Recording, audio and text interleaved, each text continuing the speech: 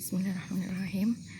Nah, pada pertemuan ketiga itu membahas tentang masih linear programming, tapi di sini ada metode grafik fungsi tujuan maksimum, di mana pada pertemuan pertama itu sudah membahas tentang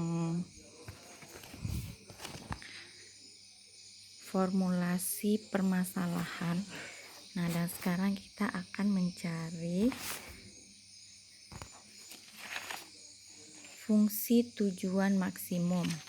Nah, masih membahas kasus yang pada halaman 6 itu contoh kasus untuk mencari formulasi permasalahan, di mana di sini ada soal perusahaan Krishna Furniture akan membuat meja dan kursi. Keuntungan yang diperoleh dari 1 unit meja adalah $7, sedangkan keuntungan yang diperoleh dari 1 unit kursi adalah $5. Namun untuk meraih keuntungan tersebut, Krishna Furniture menghadapi kendala keterbatasan jam kerja. Nah, untuk pembuatan 1 unit meja dia memerlukan 4 jam kerja. Untuk pembuatan 1 unit kursi itu membutuhkan 3 jam kerja. Untuk pengecatan 1 unit meja dibutuhkan 2 jam kerja, dan untuk pengecatan 1 unit kursi dibutuhkan 1 jam kerja. Jumlah jam kerja yang tersedia untuk pembuatan meja dan kursi adalah 240 jam per minggu. Sedang jumlah jam kerja untuk pengecatan adalah 100 jam per minggu. Berapa jumlah meja dan kursi yang sebaiknya diproduksi agar keuntungan perusahaan maksimum? Jadi yang akan kita cari adalah keuntungan perusahaan maksimum. Nah, perhatikan lagi, itu kalau pada modul di buku saya itu halaman 7 ya. Nah, di sini ada tabel ringkasan dari kasus tadi. Kita bisa melihat di sini proses yang pertama adalah pembuatan, kemudian pengecatan, dan keuntungan yang didapat per unitnya. Nah, jam kerja untuk membuat 1 unit produk di sini yaitu adalah meja. Untuk membuat 1 meja membutuhkan pembuatan 4 jam kerja. Dan juga untuk membuat 1 unit kursi itu membutuhkan 3 jam kerja. Sedangkan keterbatasan waktu yaitu dalam pembuatan hanya ada waktunya 240 jam kerja per minggunya. Nah, begitu juga dengan pengecatan. Di sini untuk 1 meja membutuhkan 2 jam kerja, dan untuk 1 unit kursi itu membutuhkan 1 jam kerja, sedangkan total waktu yang tersedia per minggu adalah 100 jam. Nah, di sini ada keuntungan per unit. Untuk 1 unit meja $7, dan untuk 1 unit kursi itu $5. Nah, kemarin itu kita sudah membahas tentang langkah formulasi masalah ya, bagaimana menentukan variabel keputusan. Artinya pada permasalahan tersebut produk yang dihasilkan itu apa?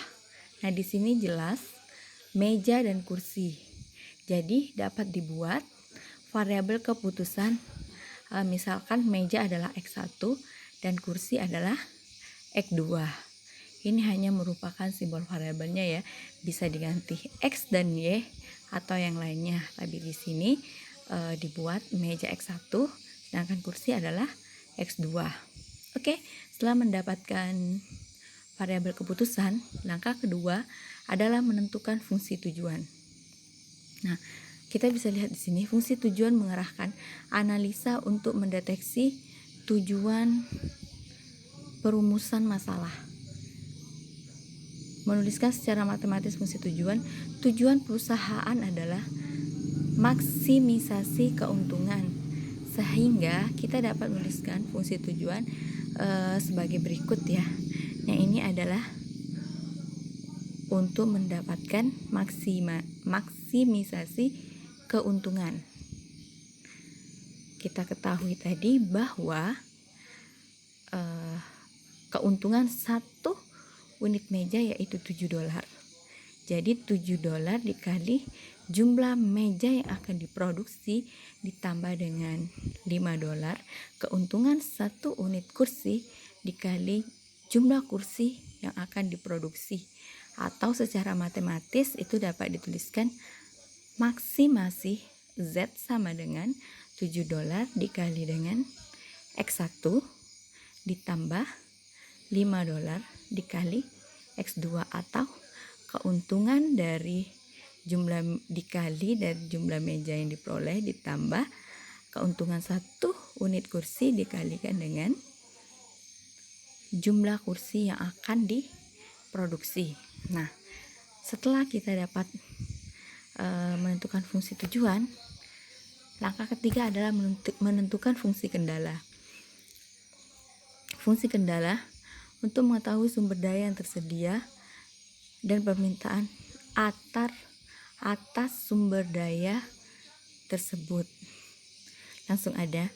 Kendala yang pertama adalah waktu yang tersedia di departemen pembuatan. Bisa dilihat dari ringkasan, langsung dilihat dari ringkasan tabel ya, atau nanti bisa dibaca sendiri. Kalian bisa lihat di sini. Untuk kendala yang pertama adalah 4x1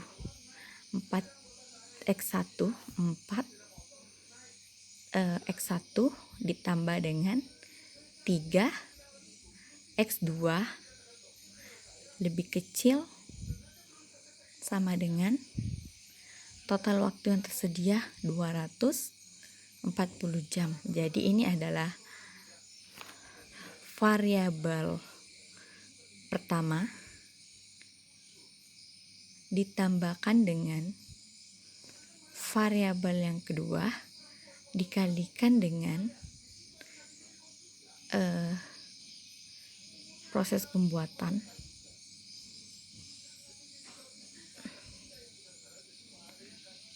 kemudian total waktu yang tersedia per minggunya. Begitu juga dengan yang kendala kedua, langsung saja bisa dilihat 2x1 meja ditambah 1x2 yang merupakan variabel keputusan dari kursi lebih kecil sama dengan 100. Itu untuk menentukan fungsi kendala.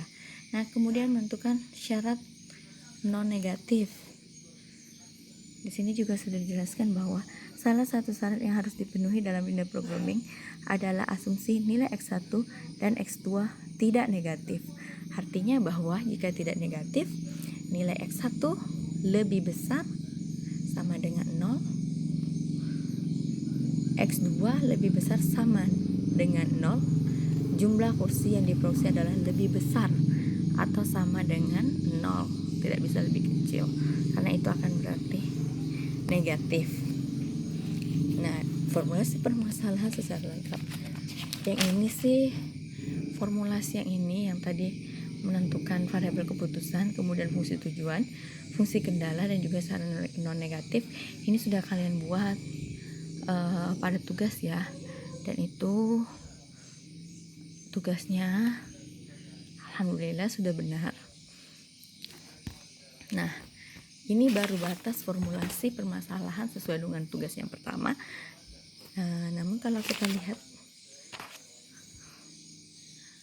pada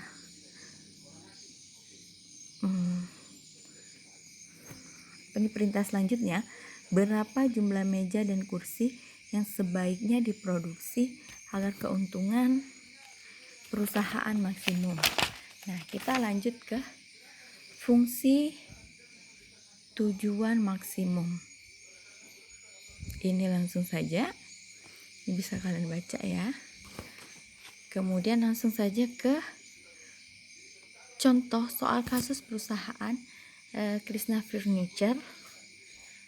Formulasi permasalahan ini itu dari yang kita bahas tadi. Ringkasan tabelnya sudah dari bab sebelumnya ya yang kita bahas tadi. Nah, kemudian kita langsung ke menggambarkan fungsi kendalanya.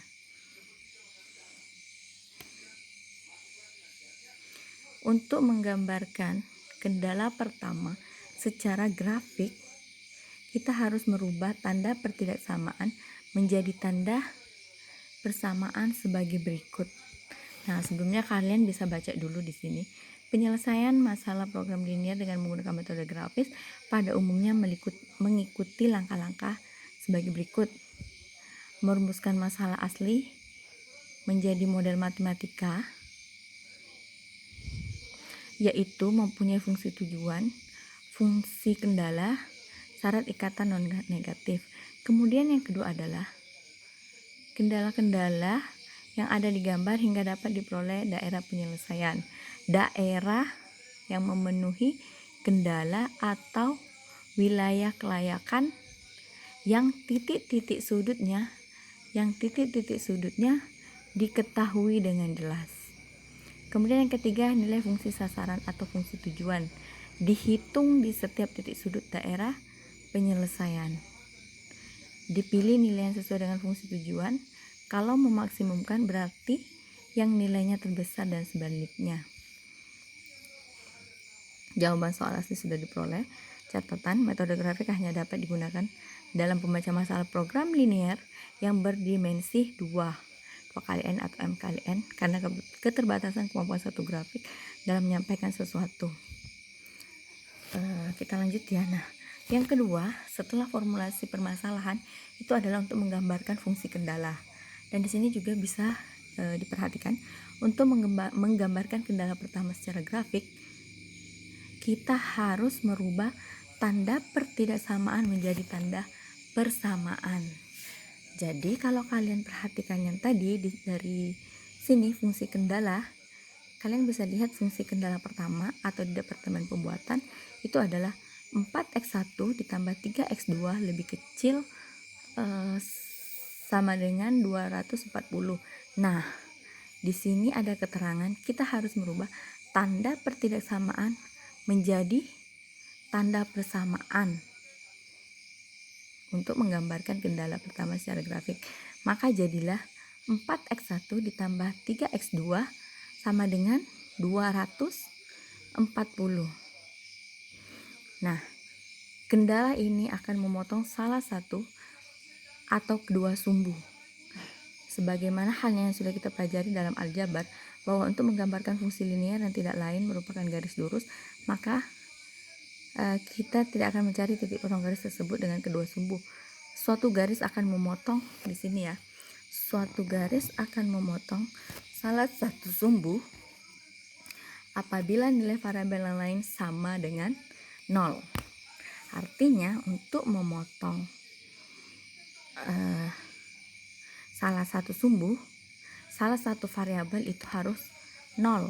Dengan demikian kendala pertama akan memotong X1 ini ya, memotong X1 pada saat X2 sama dengan 0. Demikian juga kendala ini akan memotong X2 pada saat X1 sama dengan 0.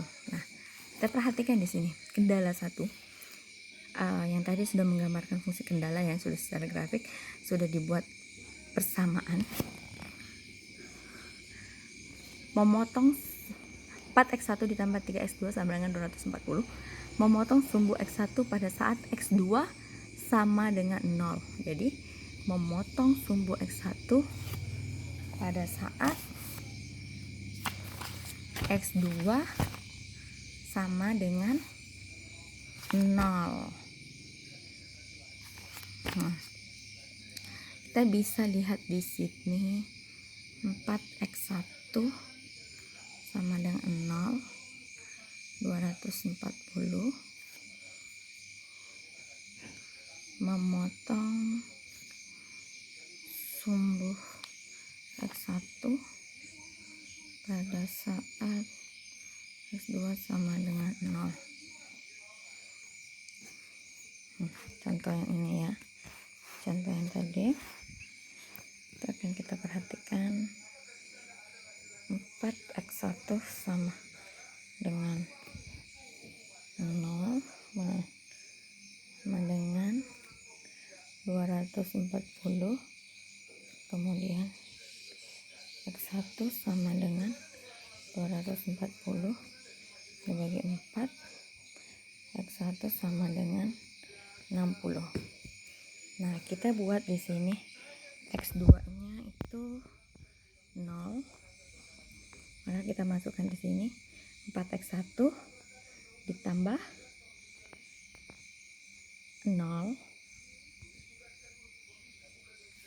Ini berarti dari 4x1 3x2 sama 240 ya tadi ya. Nah, ini jadi x2 nya ini yang kita jadikan nilainya 0, maka kita pindahkan di sini 0. Nah, x1 240 karena dia dari kiri, ini 4-nya kita pindah, kita bagi, jadilah hasilnya 60. Nah, begitu juga seterusnya di sini. Memotong sumbu x pada saat x1 sama dengan 0. Nah, di sini kita buat 0 karena x1 itu 0 dan di sini tetap 3x2 sama dengan 240. Jadi x2 240, 3-nya ini pindah dari kiri pindah ke kanan, dia menjadi bagi, hasilnya adalah 80. Nah, kita lihat di sini itu kendala 1 memotong sumbu x1 pada titik, perhatikan di sini 60 dan di sini adalah 0. Jadi pada titik 60 0, ini x1 dan ini x2. Dan kemudian yang kedua ini memotong sumbu x2 pada titik, kita bisa lihat 0, x1 nya 0, kemudian x2 nya adalah 80. Nah, kemudian kendala yang kedua, kita balik lagi, kendala yang kedua yaitu kalian bisa lihat kendala yang kedua 2x1 ditambah 1x2, karena kita sudah jadikan persamaan, jadilah dia sama dengan 100. Bisa diperhatikan lagi, memotong sumbu x1 pada saat x2 nya 0, x2 nya 0, makanya 2x1 tambah 0 100, x1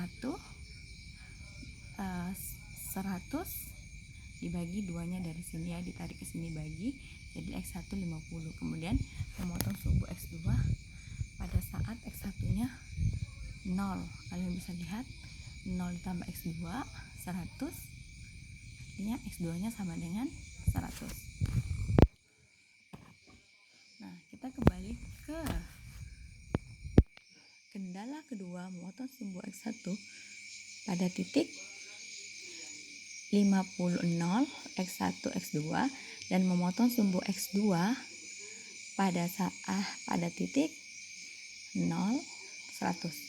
x1 nya 0, x2 nya 100. Nah, selanjutnya kita akan melihat kendala kedua, memotong sumbu x1 pada titik 50 dan memotong sumbu x2 pada titik 0 100. Nah, menentukan titik potong kedua garis.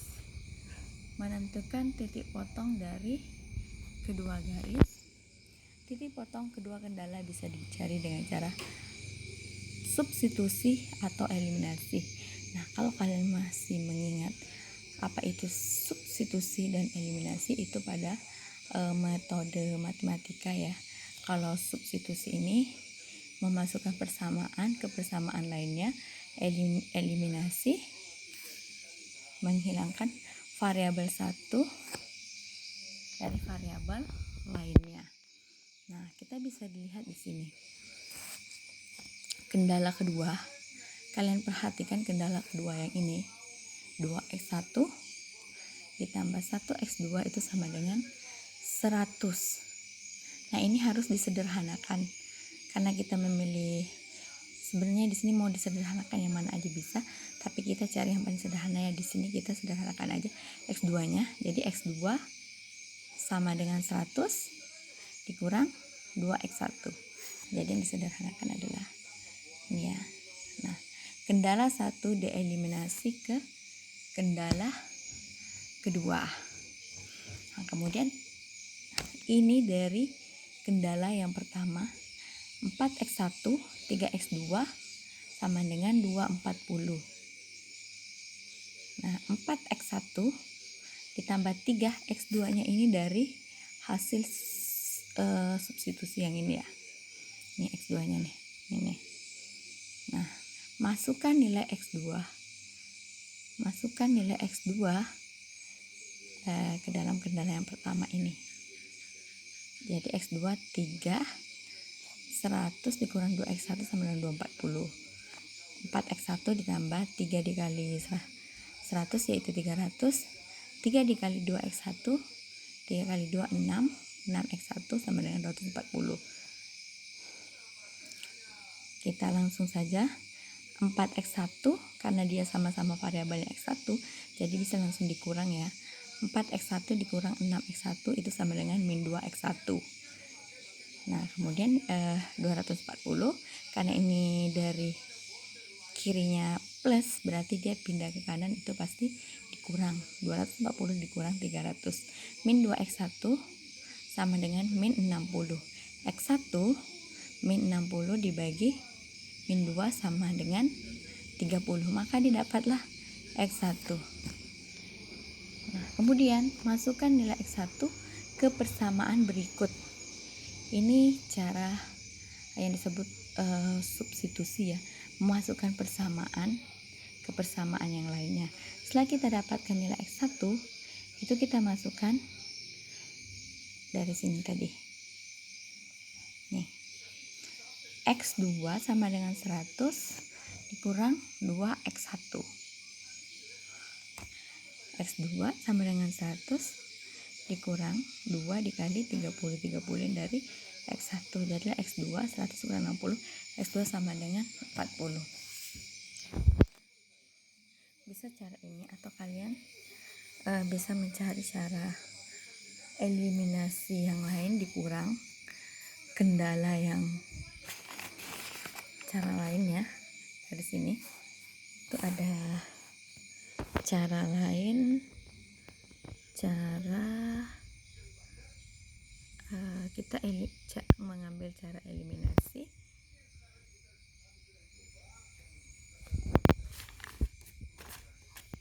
dari kendala 1 tadi. 4x1 ditambahkan 3x2 sama dengan 240. Kemudian kendala keduanya tadi 2x1 ditambah 1 x2 sama dengan 100 dikurang. Nah, kalau ini ada cara yang kedua ya, cara eliminasi. Nah, dari kedua kendala ini kita mau mengeliminasi variabel yang mana saja itu boleh, misalkan, tapi kita cari yang paling sederhana ya. Anggaplah kita mau mengeliminasi x1 nya aja.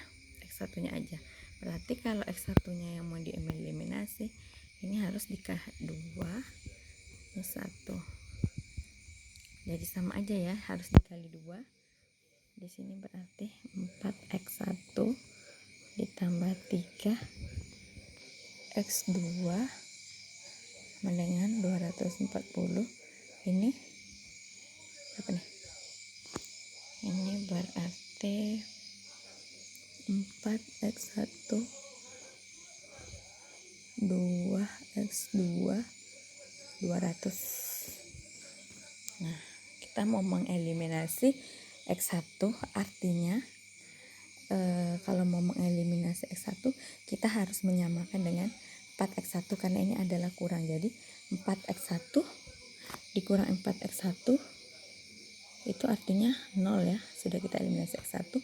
Nah kemudian 3X2 dikurangi 2X2 artinya tinggal X2, 240 40. Nah berarti kita sudah mendapat X2 adalah 40. Nah cara yang kedua bisa kita gabung dengan mengsubstitusi atau memasukkan persamaan ke persamaan yang lainnya. Ini terserah nih, dari persamaan yang kendala 1 atau mau menggunakan kendala yang kedua. Kita cari aja yang paling sederhana atau nilainya yang paling kecil aja ya, bisa ya. Jadi 2, kan X2 nya sudah ada, 2X1 kita masukkan, nilai X2 nya itu 40 sama dengan 100, ya kan? Langsung saja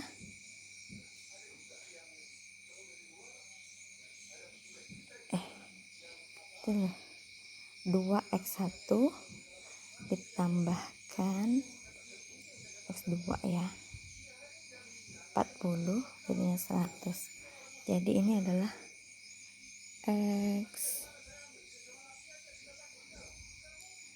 X1 100, di sini kena plus, pindah ke kiri 40, ini masih 2, kemudian X1 sama dengan 100 dikurangi berapa, 60 dibagi 2 hasilnya adalah 30. Nah jadi di sini sama aja ya, X2 nya 40, kemudian di sini X1 nya adalah 30. Nah ini cara yang eliminasi, kemudian bisa digabung dengan cara substitusi atau dengan menggunakan cara yang ada pada modul. Kalau pada saat dulu SMA ya, saya lebih sering menggunakan seperti ini. Bisa cara eliminasi digabung dengan substitusi, bisa eliminasi aja, itu terserah. Nah setelah kita mendapatkan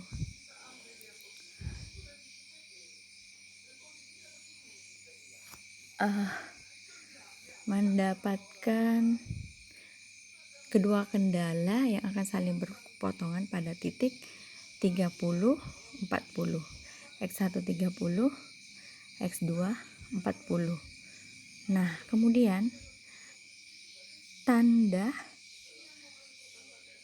lebih kecil sama dengan pada kedua kendala ditunjukkan pada area sebelah kiri dari garis kendala sebagaimana nampak pada gambar. Area layak meliputi titik A 08, B 340 dan C 40. Nah oke, sekarang saya akan menjelaskan tabel ya. Kalian bisa perhatikan di sini ada sebuah grafik, nanti ada titik potong kartesiusnya ya. Nah di sini kalian bisa lihat nih, kendala yang pertama itu adalah